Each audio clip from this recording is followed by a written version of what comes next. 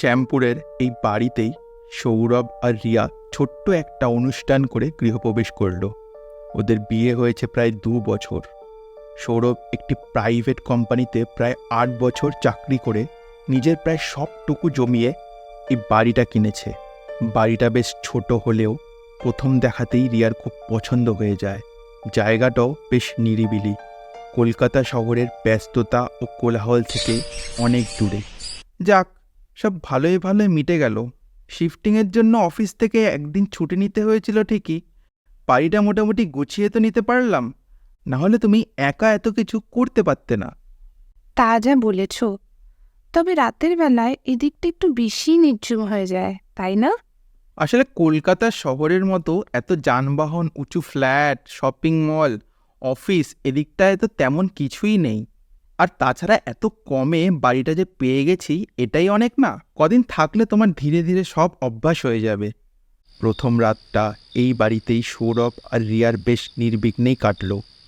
সমস্যাটা শুরু হলো প্রায় মাসখানেক পর থেকে। জানো তো, প্রায় কদিন ধরেই মাঝরাতে ঘুমটা ভেঙে যায়। একটা কেমন যেন হালকা শব্দ কানে ভেসে আসে, কেউ যেন যন্ত্রণায় কাতরাচ্ছে। কদিন ধরে আবার দেখছি রাস্তার কুকুরগুলো বাড়ির সামনে দাঁড়িয়ে কাঁদে। কই, আমি তো কোনোদিন কিছু শুনতে পাইনি। হয়তো তুমি সারাদিন বাড়িতে একা থাকো, বিভিন্ন ভাবনা চিন্তা করো, তাই হয়তো রাতের বেলায় এসব স্বপ্ন দেখতে পাচ্ছ। আর পাড়া গায়ের কুকুর বিড়াল একটু বেশিই থাকে। ওসব কিছু না। নাও শুয়ে পড়ো তো এবার, আমার আবার সকালে তাড়াতাড়ি বেরোতে হবে। কাল একটা ইম্পর্টেন্ট মিটিং আছে অফিসে। রিয়ার মনে সংশয় তবুও দূর হলো না, তাও সে কথা না বাড়িয়ে শুয়ে পড়ল। এভাবেই আরো 2-3 দিন কেটে গেল। একদিন রাতে একটা আর্তনাদ শুনে রিয়ার ঘুম ভেঙে গেল। পাশের টেবিলে রাখা ছোট্ট ঘড়িটার দিকে তার নজর গেল। ঘড়িতে তখন রাত 2:45। রিয়া ঠিক করলো আগে নিজে গিয়ে সেখানে আওয়াজটা ঠিক কোন দিক থেকে আসছে দেখবে। সাহস সঞ্চয় করে বাড়িটার আরেকটা শোয়ার ঘরের দিকে এগিয়ে গেল। বন্ধ দরজাটা খুলতেই যে দৃশ্য তার চোখে পড়ল, তাতে তার সমগ্র শরীর বরফের মতো ঠান্ডা হয়ে গেল। বিছানার উপর লেগে আছে চাপ চাপ রক্তের দাগ, আর মেঝেতে পড়ে আছে রক্ত মাখা একটি বৃদ্ধার দেহ। দৃশ্যটা চোখে পড়তেই ভয়ে আতঙ্কে তীব্র আর্তনাদ করে রিয়া মুহূর্তের মধ্যে জ্ঞান হারালো। স্ত্রীর চিৎকার শুনে সৌরভের ঘুম ভেঙে গেল। কি গো, এখন শরীর ঠিক লাগছে? কাল রাতে ওভাবে চিৎকার করে অজ্ঞান হয়ে গেলে, আর এখন গিয়ে তোমার জ্ঞান ফিরল। কি হয়েছিল কাল রাতে? রিয়া দেখল তাকে ঘিরে বেশ কয়েক অচেনা মুখ ভিড় করে দাঁড়িয়ে আছে, আর নিজেদের মধ্যে কিছু একটা ফিসফিস করে বলা বলি করছে। দেখো তো, কাল তোমাকে ওভাবে অজ্ঞান অবস্থায় দেখে আমি প্রায় সব প্রতিবেশীদেরই জড়ো করে ফেলেছি। সকালে তোমার জ্ঞান ফিরেছে শুনে এরাও তোমাকে দেখতে এসেছে। এখন বলো তো, কাল রাতে ঠিক কি হয়েছিল? তোমাকে আমি বলেছিলাম না, আমি রোজ রাতে একটা অদ্ভুত আওয়াজ শুনতে পাই, যে কেউ যেন যন্ত্রণায় আর্তনাদ করছে। এই বলে রিয়া সৌরভকে সেই ঘরটার দিকে ডেকে নিয়ে গেল।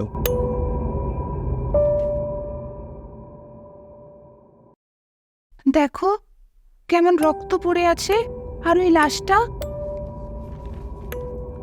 রক্ত আর লাশ? কি যে বলছো, আমি কিছুই তো বুঝতে পারছি না। রিয়া ঘরটার দিকে তাকিয়ে দেখল বিছানায় চাদরটা একদম পরিষ্কার, একটু রক্তের ফোঁটা পর্যন্ত লেগে নেই কোথাও। কাল রাতে তো এখানেই। মনে হয় তুমি কোনো খারাপ স্বপ্ন দেখেছ। ওদের কথোপকথন শুনে পাড়ার এক বৃদ্ধা এগিয়ে এলেন। বাবা, তোমার স্ত্রী কাল রাতে যা দেখেছে সেটা স্বপ্ন নয়।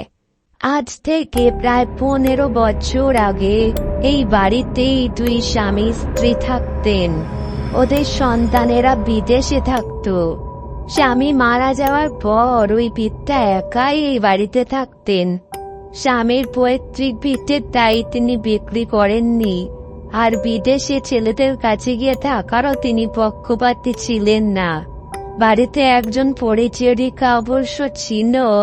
সারাদিন থেকে সন্ধ্যের আগে সে বাড়ি ফিরে যেত। এই পাড়ায় সেই সময় হাতে গোনা গুটিবতক বাড়ি ছিল। উনি অবশ্য প্রতিবেশীদের সাথে তেমন কথাবার্তা বলতেন না, নিজের মতো চুপচাপই থাকতেন। বাড়ির সামনে একটা বাগান ছিল, যেটা তিনি নিজের হাতে পরিচর্যা করতেন। বাড়ির সীমানার মধ্যে একটা পুকুরও ছিল। এত সম্পত্তি তিনি একাই দেখাশোনা করতেন। ছেলেরা কখনো এসে খোঁজও নেয়নি বৃদ্ধার।